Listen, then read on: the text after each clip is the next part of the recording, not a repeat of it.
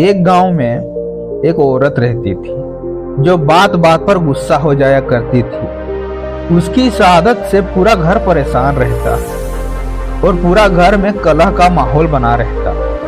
एक दिन उस औरत के दरवाजे पर एक साधु आया तो उस औरत ने साधु से अपनी परेशानी को बताई कि बाबा, मुझे बहुत जल्दी गुस्सा आ जाता है और अपने गुस्से को अपनी कंट्रोल में नहीं रख पाती हूँ।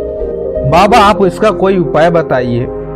साधु ने उसकी यह बात सुनकर अपने झोले से एक दवा की शीशी निकाली और उस औरत को दे दी और उससे कहा, जब भी तुम्हें गुस्सा आए तो तुम इनमें से 4 बूंद दवा अपने जीभ पर डाल लेना और 10 मिनट तक मुंह नहीं खोलना, नहीं तो दवा अपनी असर नहीं करेगी। जब वह औरत साधु की बताए अनुसार उस दवा को इस्तेमाल करने लगी, उससे जब भी गुस्सा आता वह तुरंत शीशी से 4 बूंद दवा अपने मुंह में डाल लेती और 10 मिनट के लिए चुप हो जाती।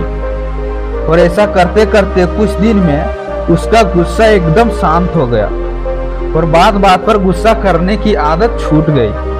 अब कुछ महीनों के बाद वह साधु फिर उसके घर के दरवाजे पर आया तो वह औरत उसके पैरों में गिरकर कहने लगी, महाराज, आपने जो दवाई दी थी वह काम कर गई। अब मुझे गुस्सा नहीं आता और अब मेरे घर में खुशी का माहौल रहता है। तभी साधु महाराज बोले कि बेटी, उसमें तो दवा थी ही नहीं, उस शीशी में तो सिर्फ पानी था। गुस्से का इलाज सिर्फ और सिर्फ चुप रहकर ही किया जा सकता है, क्योंकि गुस्से में आदमी उल्टा सीधा बोलता है जिससे विवाद ही बढ़ता है।